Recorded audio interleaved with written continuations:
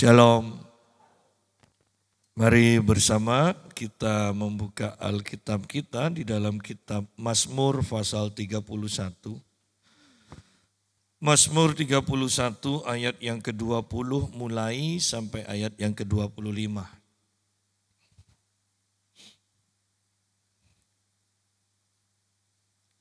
Alangkah limpahnya kebaikanmu yang telah kau simpan bagi orang yang takut akan engkau.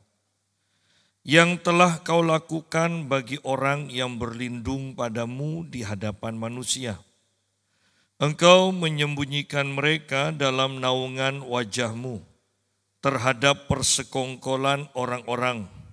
Engkau melindungi mereka dalam pondok terhadap perbantahan lidah.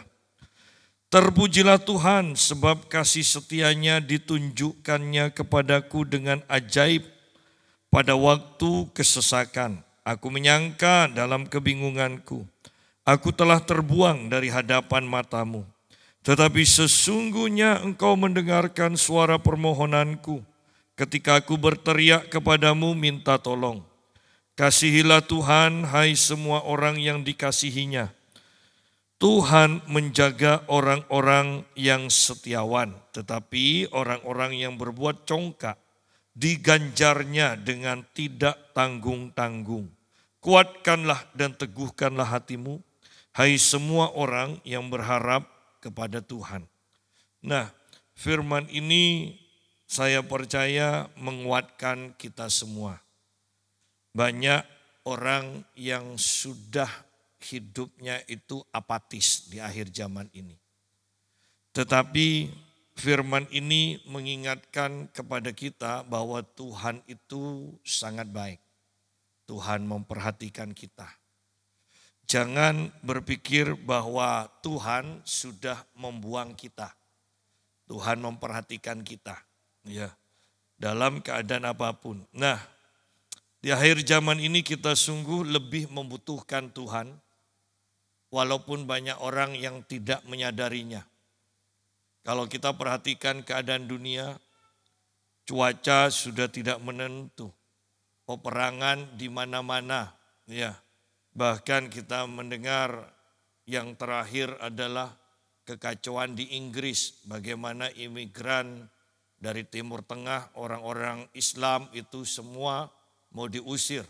Anda bisa bayangkan imbasnya nanti ke Indonesia. Bahkan saya berpikir imbasnya ini akan sangat dahsyat kalau ini terus berlangsung kepada orang-orang Kristen di Indonesia. Ya. Kita melihat bagaimana di Bangladesh orang-orang Islam itu mengacau, membakar kuil-kuil di Bangladesh sehingga terjadi kekacauan. Nah, masalahnya dalam keadaan seperti ini, bahkan orang Kristen pun secara umum ketika mendapatkan seruan ini waktu yang penting, waktu yang sangat-sangat mendesak untuk berdoa, itu pun tidak dihiraukan. Ya, kalau mau jujur, kita sibuk dengan kepentingan kita sendiri. Kita berpikir, doa tidak perlu di gereja lah. Orang kita juga doa sehari 3 kali kan. Ya. Nah, yang jadi masalah adalah seringkali penyesalan itu terlambat. Ketika bencana sudah ada di depan kita mau berteriak kepada Tuhan, dan ternyata saya mau tekankan begini, iman kita tidak pernah dipupuk. Sehingga kita tidak punya iman dalam keadaan yang seperti itu. Banyak orang berpikir kalau kita bisa berseru kepada Tuhan itu menandakan kita beriman. Oh, tidak seperti itu. Iman itu adalah keyakinan bahwa apa yang kita serukan itu yang akan terjadi. Itu iman. Ya. Dan itu membutuhkan waktu yang panjang sekali untuk kita bisa mempunyai iman yang seperti itu. Nah, mari kita lihat sekarang Mazmur 31 ini ayat 20. Alangkah limpahnya kebaikanmu yang telah kau simpan bagi orang yang takut akan engkau. Bahwa Tuhan itu baik. Dan dikatakan kebaikan Tuhan begitu limpahnya. Dan kebaikan Tuhan ini juga tersimpan bagi orang-orang yang takut akan Tuhan. Kata disimpan di sini, yang telah kau simpan bagi orang yang takut akan engkau. Disimpan itu kan berarti kalau kita punya simpanan itu akan dicairkan, akan dikeluarkan ketika kita mempunyai masalah yang mendesak. Kalau Anda mempunyai simpanan di bank itu kan tidak akan langsung dihabiskan. Itu akan dibiarkan. Kita akan pakai dahulu yang ada pada kita.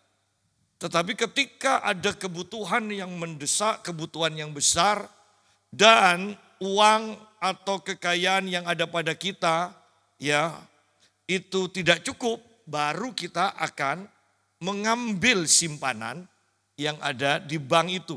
Ya, itu namanya simpanan. Dan Anda bisa bayangkan betapa Tuhan itu luar biasa. Dikatakan, alangkah limpahnya kebaikanmu yang telah kau simpan bagi orang yang takut akan engkau. Ada kebaikan yang dinyatakan setiap hari, kasih setia Tuhan, tetapi ada kebaikan yang Tuhan simpan bagi kita. Kenapa? Karena Tuhan melihat apa yang akan terjadi di masa depan yang kita tidak tahu.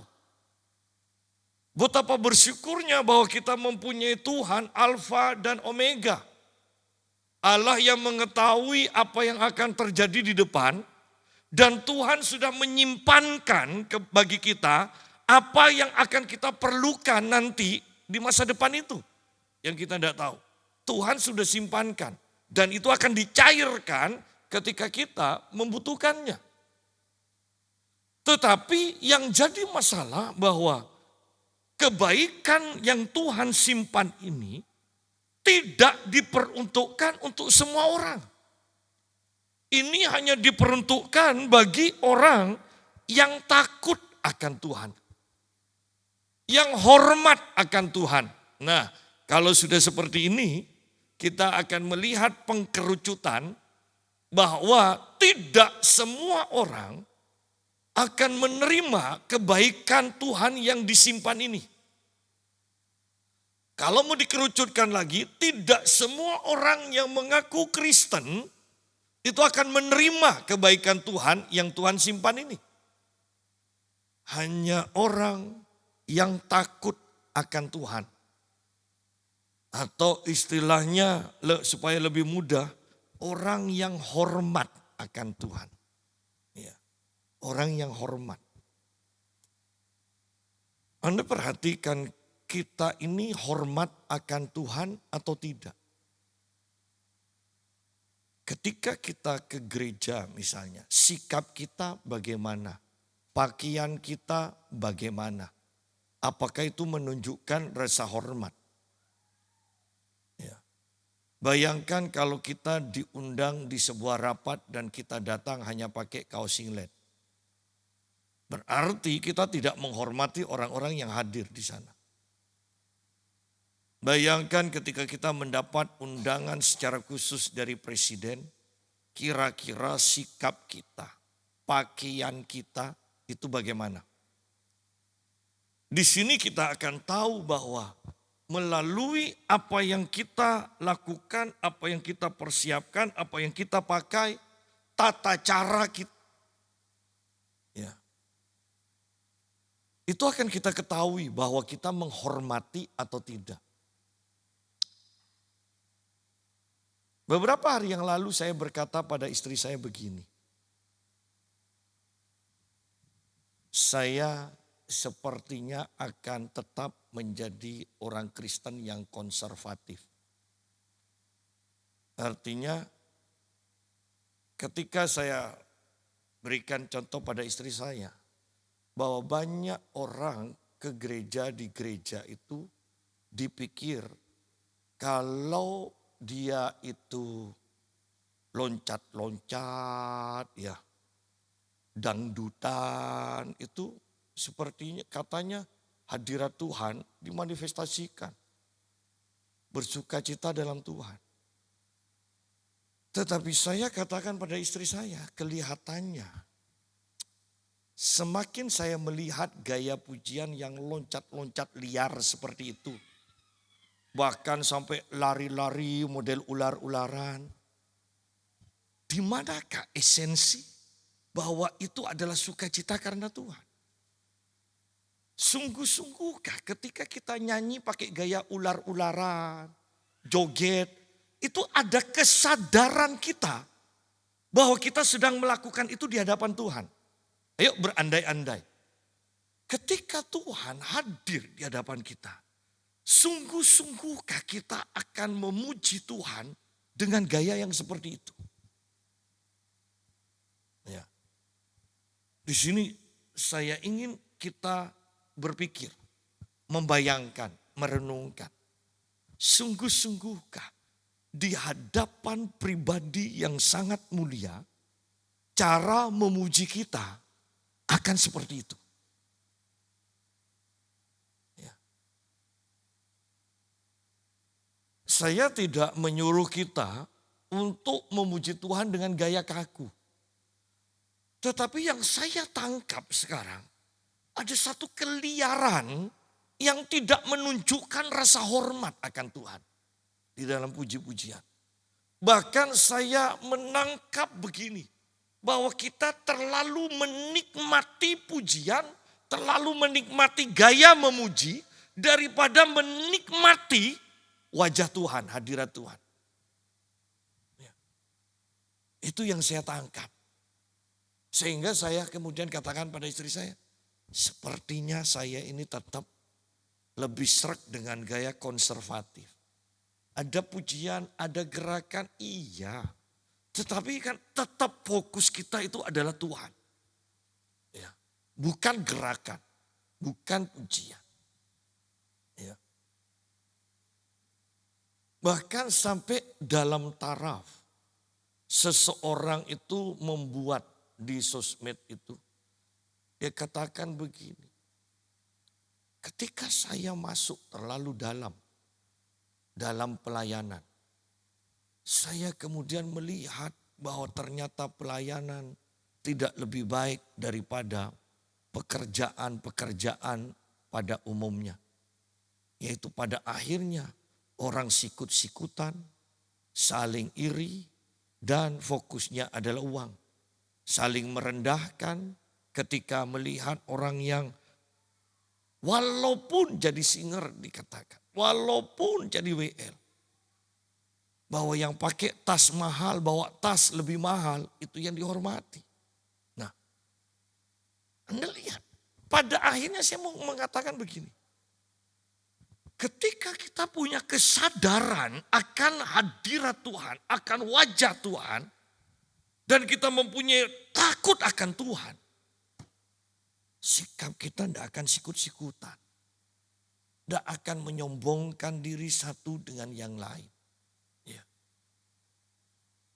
Jadi di sini kita di akhir zaman ini sungguh-sungguh harus hati-hati dengan apa yang kita lakukan.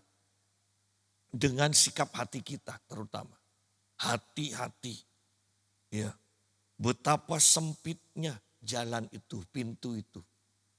Dan hanya sedikit yang mau masuk lewat pintu itu. Ya.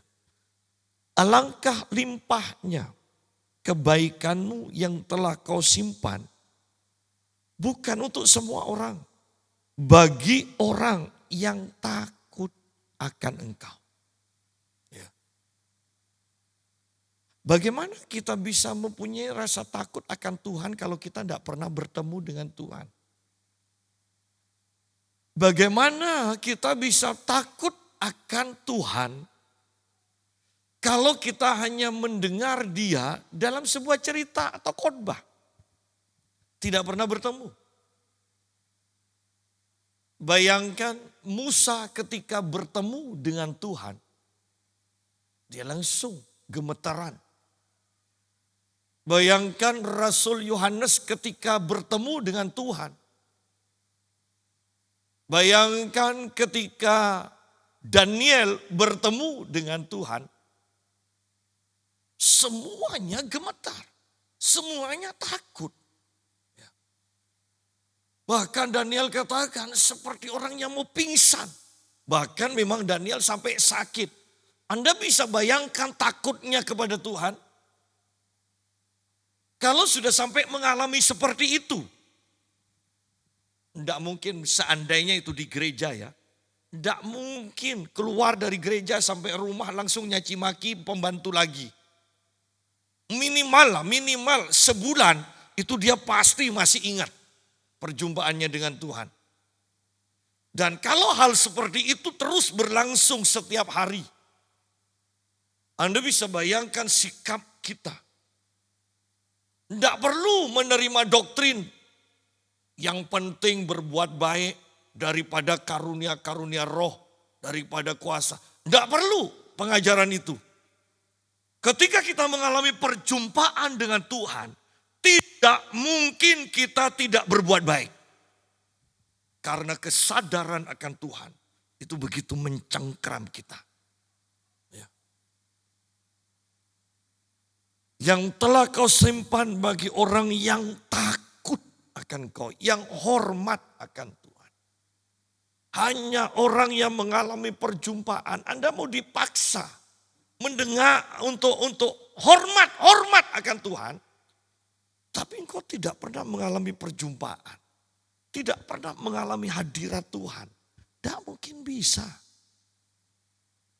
Ya. Bayangkan sikap kita. Kita mendengar presiden pertama. Presiden Soekarno begitu berwibawa. Kita mendengar ketika dia membawa tongkat. Katanya bahkan kalau hujan tongkat itu dikeluarkan. Hujan itu bisa berhenti. Lalu kita hanya bisa mengatakan, wah hebat. Tapi coba Mbah Buyut kita, ya kan? Yang memang hidup dan melihat bagaimana Presiden Soekarno berpidato dengan gayanya berhadapan langsung dengan Presiden Soekarno. Pasti rasa hormatnya beda. Beda. Ya. Dan bukankah kekristenan bukan agama? Kekristenan adalah hubungan dikatakan.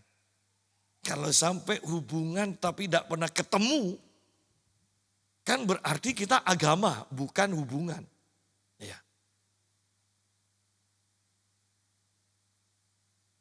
Ada hal yang saya sampaikan beberapa hari ini juga pada istri saya. Betapa sukarnya untuk mengubah umat Tuhan yang sudah terlalu suka dengan nubuatan pribadi. Ya. Kalau di sini tidak terasa, kalau sudah sampai di Surabaya, di kota-kota besar, Anda akan menjumpai orang-orang Kristen yang pengkoleksi nubuatan. Ya. Mereka tidak bisa diajar. Mereka tidak bisa diajar. Mereka selalu mengejar hamba-hamba Tuhan. Yang jadi masalah adalah begini. Ketika mereka menghadapi masalah. Mereka kemudian katakan begini. Ketika saya bertemu dengan seseorang yang punya masalah. Sakit parah. Saya katakan tenang. Tenang. Itu tidak akan membahayakan. Kamu akan sembuh. Tapi dia selalu maksa begini. Bapak lihat apa? Kalau mau dijawab kan saya pasti lihat orang sakit kan.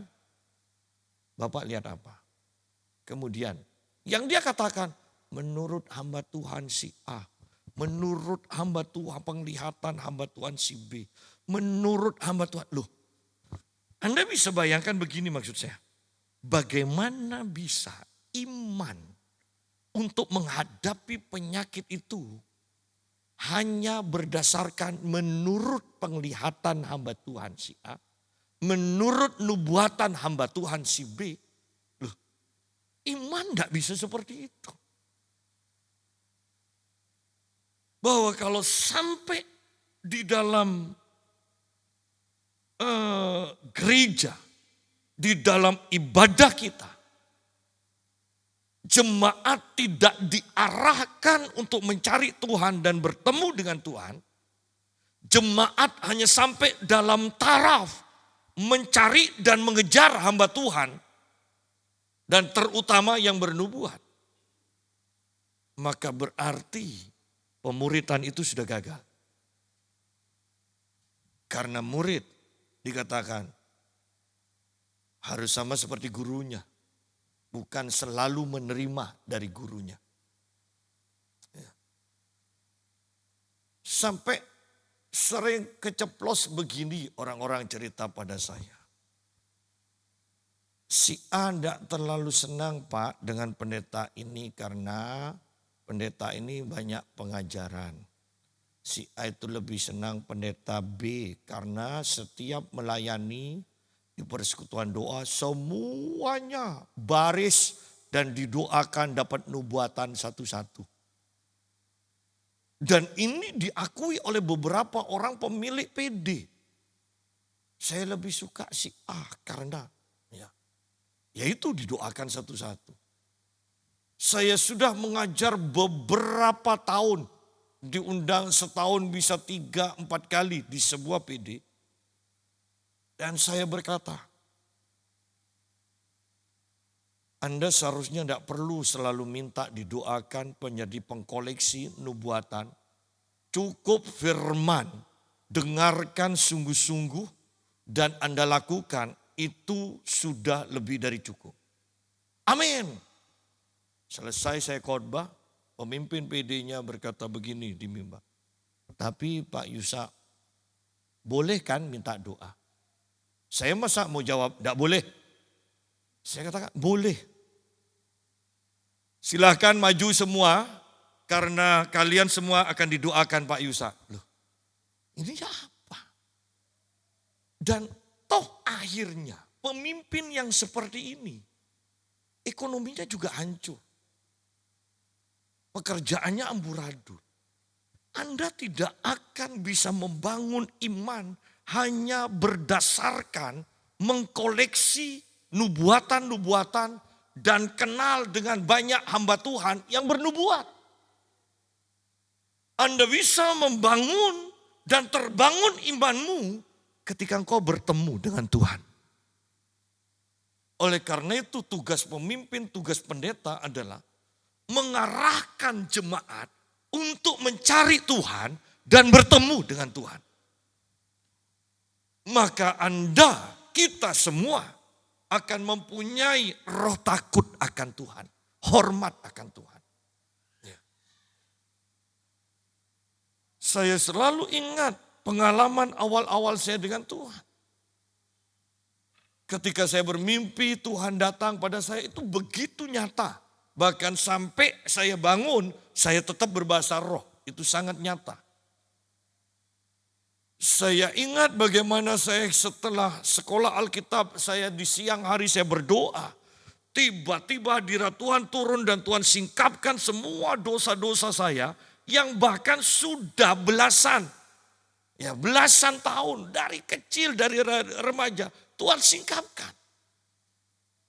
Dan itu yang membuat saya di mana-mana sampai saat ini selalu berkata kekudusan, kekudusan. Karena memang itu sangat menakutkan. Tuhan begitu memperhatikan dosa kita, bahkan yang terkecil loh. Saya ingat pengalaman saya ketika saya berdoa.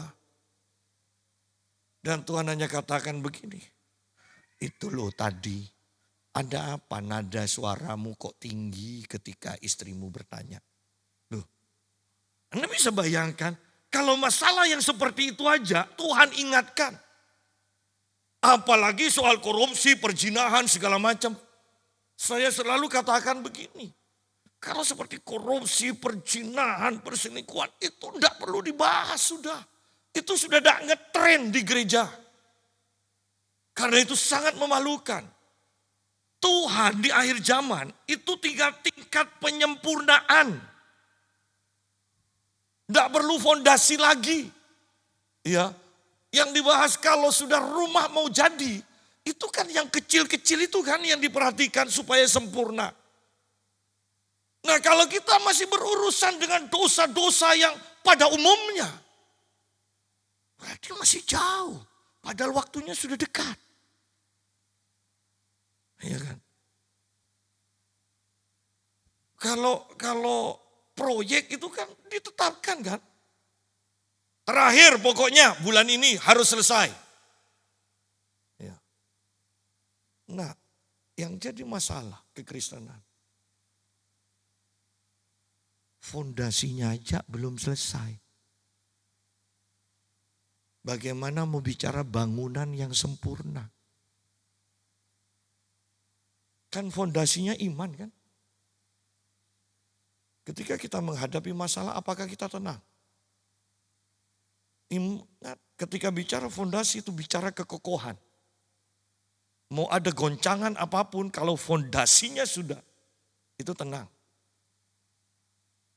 Tapi orang Kristen kalau masih gampang gopoh, berarti fondasinya belum jadi. Ya. Kita harus berpikir, loh waktunya sudah dekat. Udah usah bicara Tuhan akan datang dan kita bertemu nanti muka dengan muka. Tetapi ayo kita lihat sekarang, dengan keadaan sekarang, kira-kira kita bisa tenang atau enggak? Sekarang banyak kasus orang stroke, sesak nafas. Dan dicurigai itu karena vaksin kan?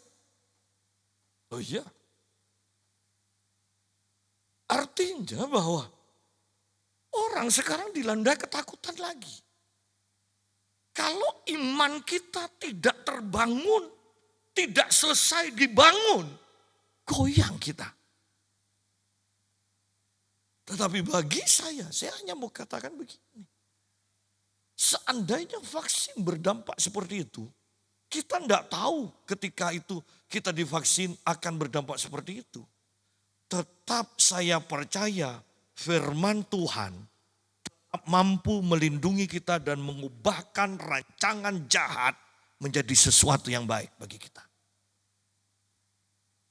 Itu hanya bisa didapat ketika iman kita dasarnya sudah terbangun.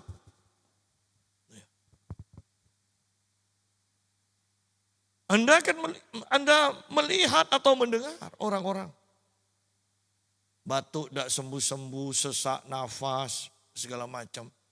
Dan itu di Tengara ya. Karena itu. Ya. Jadi mari kita sekarang perhatikan hal ini sungguh-sungguh. Ini bukan waktu yang baik-baik saja. Nah, alangkah limpahnya kebaikanmu yang telah kau simpan bagi orang yang takut akan Tuhan. Dan kebaikan Tuhan yang telah engkau lakukan bagi orang yang berlindung padamu di hadapan manusia.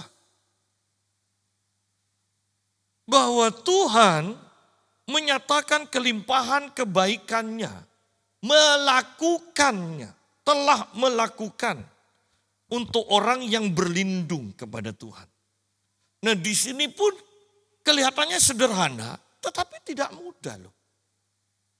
Apakah kita mempunyai sikap hati hanya kepada Tuhan kita berlindung? Ya. Ataukah kita berlindung kepada manusia? Ataukah kita berlindung pada keuangan kita? Ataukah kita berlindung kepada apapun juga yang ada di dunia? Di sini alangkah limpahnya kebaikanmu yang telah engkau lakukan bagi orang yang berlindung padamu di hadapan manusia. Kata di hadapan manusia berarti kan ada pilihan.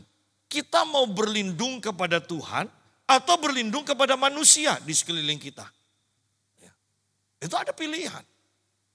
Kalau kita berlindung kepada Tuhan, maka Tuhan akan menyatakan melakukan kebaikannya kelimpahan kebaikannya, di mana orang-orang akan tahu bahwa Tuhan baik pada kita. Dan bukankah ini akan membuat menjadi satu kesaksian bagi orang-orang di sekitar kita?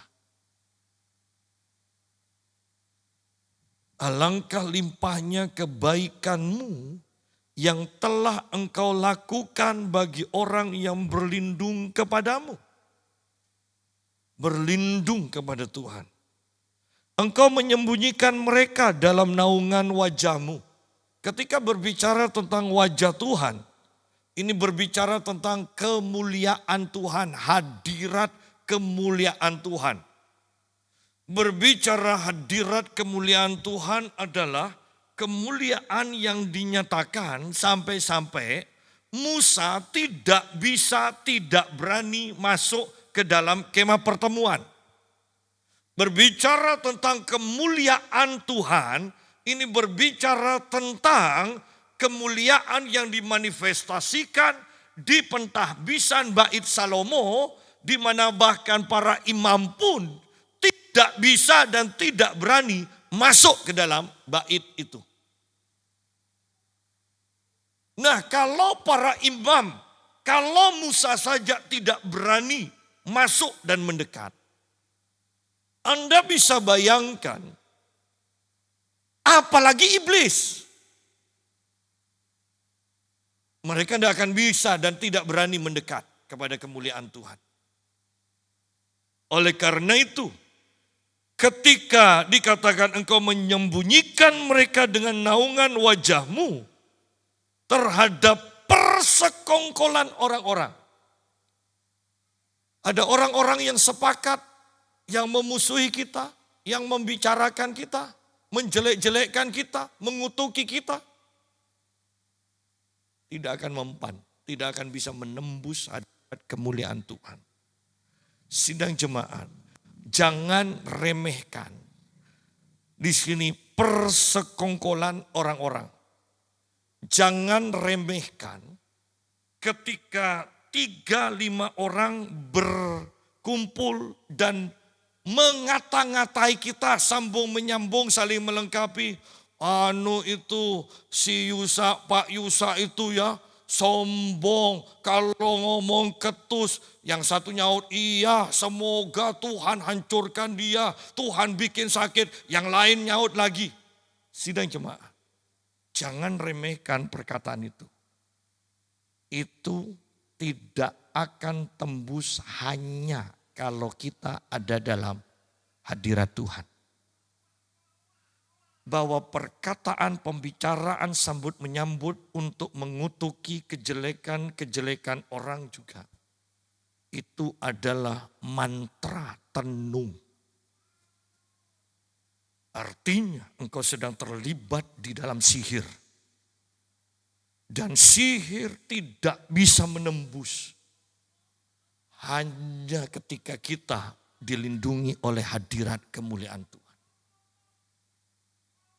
Kalau engkau tidak ada dalam hadirat kemuliaan Tuhan, jangan merasa heran ketika orang-orang berkata, saya sudah ibadah, saya sudah beri perpuluhan, saya sudah ikut doa, tapi kok saya masih begini ya, ngalami ini terus. Jangan-jangan ada orang persekongkolan orang-orang yang menyumpahi dengan sumpah serapah kepada. Hanya ketika kita ada dalam hadirat Tuhan, maka Alkitab itu akan termanifestasi dalam kehidupan kita. Tidak ada mantra, tidak ada tenung yang mempan terhadap kita. Hanya ketika kita ada dalam hadirat kemuliaan Tuhan. Ya. Engkau melindungi mereka dalam pondok terhadap perbantahan lidah. Kembali di sini, perbantahan lidah. Tetapi Tuhan melindungi, dikatakan di dalam pondoknya. Kalau Anda perhatikan Mazmur 15, Mazmur 24 itu berbicara tentang kemah Tuhan. Siapa yang engkau izinkan untuk tinggal di dalam kemah Tuhan. Tidak semuanya orang yang hidup dalam kekudusan. Bahwa hanya orang yang hidup dalam kekudusan yang akan dekat dengan Tuhan, diizinkan mendekat dengan Tuhan, dan luar biasanya di sini dikatakan pondok kemah, berarti tidak terlalu besar. Artinya kita akan selalu bertemu. Itu ada keakraban. Ya. Kalau istana belum tentu. Tuhan di pojok, Anda di pojok yang lain, tidak pernah ketemu kalau istana. Saya ingat ketika saya ngontrak rumah di Telanakan, itu almarhum Nyo Seger berkata begini, kok Yusa, kok nyewa rumah sekecil ini, kentut dari luar, itu tetap bisa ke bawah, baunya sampai dalam pun bisa kecium. Kok bisa rumah sekecil ini? Tetapi enaknya rumah yang kecil itu, Anda melangkah kaki Anda di luar, di halaman aja, sampai ke dapur, itu kedengeran kok. Oh, istri saya ada di luar. Oh, istri saya ada. Nah, iya kan? Ngomong pun enak itu, dari kamar ke kamar, ya. Dari halaman, dari teras ke kamar mandi, itu bisa ngomong pun bisa. Nah, yang saya mau tekankan adalah pondok itu berbicara tentang keakraban kita dengan Tuhan. Dekat, tidak jauh. Ya. Dan ketika kita akrab dengan Tuhan, maka perbantahan lidah, segala kutuk, segala kata-kata yang menyumpai kita, tidak akan kena kepada kita. Tuhan akan lindungi. Saya tekankan kembali betapa pentingnya kita ada dalam hadirat Tuhan. Seseorang WA saya, Pak, apakah mungkin saya ini gagal? Gagal terus. Karena mama saya hampir setiap hari selalu mengintimidasi saya, selalu mengatakan kata-kata yang jelek. Kamu tidak berhasil, kamu memang seperti ini, seperti ini. Saya katakan bisa jadi. Terus bagaimana Pak? Sudah setiap Anda mendengarkan kata-kata mama yang seperti itu, batalkan aja, tolak dalam nama Tuhan Yesus. Iya, sampai mama bilang karena aku selalu bantah kalau sudah dikatakan aku tidak mampu, aku pasti gagal. Kalau aku bilang tidak mungkin, mama bilang anak kurang ajar. Nah kan repot kan sudah. Selalu seperti itu. Ya sudah, tidak usah dibantah lagi, tinggal batalkan sendiri aja. Ya. Tetapi ini loh, banyak orang yang meremehkan perbincangan yang menjelek-jelekkan. Ingat bahwa itu akan dipakai oleh setan sebagai izin untuk mencelakakan orang yang kita bicarakan itu. Ya. Ayat 22. Terpujilah Tuhan sebab kasih setianya ditunjukkannya kepadaku dengan ajaib pada waktu kesesakan. Setiap orang, bahkan orang Kristen pun akan mengalami kesesakan. Tetapi yang jadi masalah adalah ketika kita mengalami kesesakan, apakah Tuhan akan menunjukkan kasih setianya kepada kita? Apakah Tuhan akan memperhatikan kita dan menolong kita? Ayat ini sangat luar biasa. Terpujilah Tuhan sebab kasih setianya ditunjukkannya kepadaku dengan ajaib. Artinya kita akan tahu ketika Tuhan menolong kita, ya ini Tuhan. Kenapa? Kalau manusia tidak mungkin bisa lakukan ini. Ya. Sehingga di sini dikatakan, ditunjukkannya kepadaku dengan ajaib. Inilah Tuhan kita. Dan kalau kita mau perhatikan beberapa firman Tuhan, ayat firman Tuhan. Ada yang berkata, Tuhan melakukan perbuatan-perbuatan ajaib. Tuhan melakukan kedahsyatan seorang diri. Seorang diri. Artinya tidak ada yang akan bisa menyamai akan karya Tuhan ini. Anda akan tahu dengan pasti ketika Tuhan beracara di dalam kesesakanmu. Karena engkau akan sadar orang lain tidak bisa melakukan ini. Ini Tuhan. Ini Tuhan. Anda akan disadarkan seperti itu. Apalagi di sini ditekankan. Ditunjukkannya kepadaku dengan ajaib. Dengan ajaib. Ketika saya seorang diri tadi berdiam diri, Tuhan katakan begini pada saya. Anakku, dulu kalau engkau sakit, selalu engkau ucapkan oleh bilur-bilur Yesus, aku disembuhkan. Sekarang kenapa kok selalu ingat obat? Dekolgin, konidin. Oh, ingat. Bahkan Yohani batuk tidak sembuh-sembuh, bukannya saya, ayo saya doakan. Ya. Ini ada obat Cina. Oh, saya kasih. Tidak salah, tetapi ingat, itu mengurangi kemuliaan Tuhan. Dan itu menjadi masalah. Tadi siang ketika saya sendirian, Tuhan berkata seperti itu pada saya. Dan saya minta ampun. Jadi minta ampun itu bukan karena korupsi, bukan apa. Hal-hal yang seperti ini loh. Ngomong terlalu tinggi sama istri, ya. Itu Tuhan akan, kan Tuhan mau menyempurnakan kita di akhir zaman. Ada hal-hal yang sepertinya tidak berdosa, iya. Saya tidak melakukan dosa, tetapi saya menomor tigakan selanjutnya Tuhan. Dengan kesembuhan itu, ganti konidin oleh bilur-bilur Yesus, diganti konidin. Tidak ada orang yang mengatakan berdosa. Tetapi bisakah kita tangkap hati Tuhan? Yang dahulu diutamakan, sekarang aku bisa, aku punya pengalaman.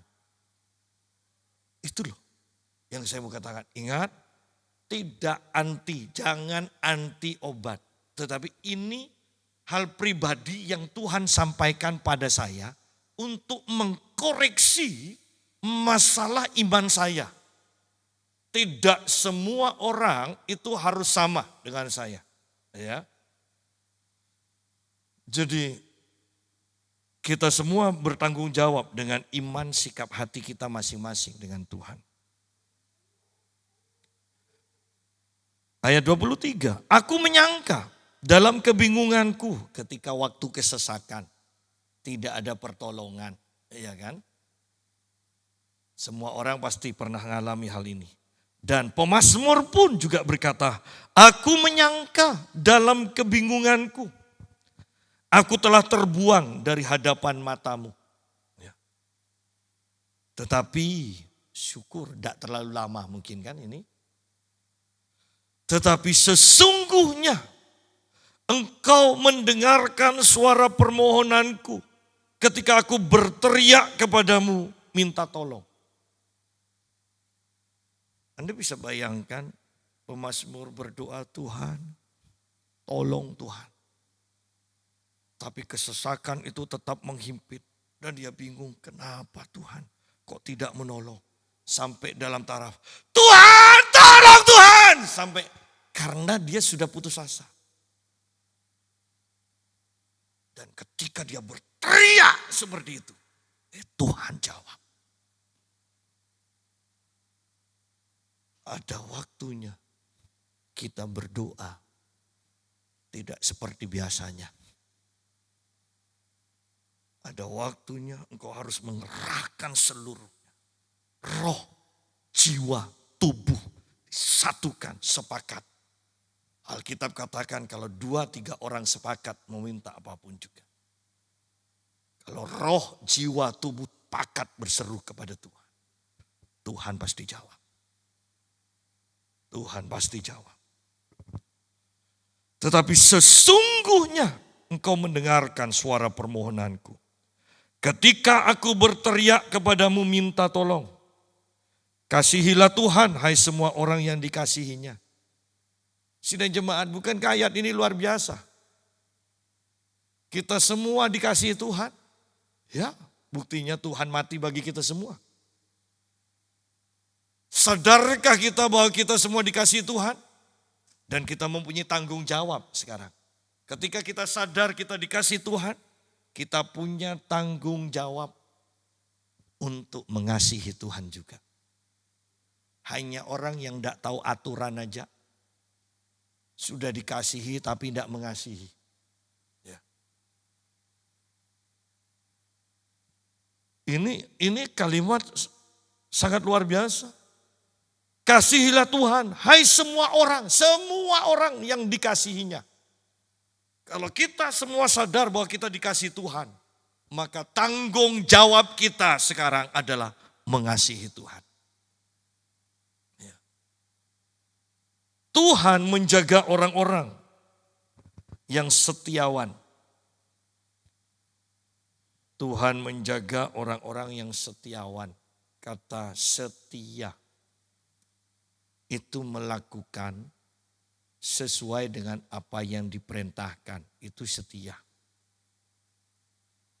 Kata setia itu hanya bisa disampaikan kepada orang ketika diperhadapkan kepada dua pilihan. Dia tetap memilih Tuhan yang pertama. Tidak pindah karena iming-iming yang lebih besar. Tidak pindah karena gaji yang lebih besar. Setia. Ya, setia. Ketika diperhadapkan pada dua pilihan, engkau setia berarti engkau tetap memilih yang pertama. Ya. Dan Tuhan menjaga orang-orang yang seperti itu, yang setiawan. Jangan heran dengan orang yang Kristen, iya. Tapi kok tidak dijaga Tuhan? Bagaimana dengan kehidupan sehari-harinya? Bagaimana dengan sikap hatinya? Apakah setia? Ya. Karena Tuhan hanya menjaga orang yang setia.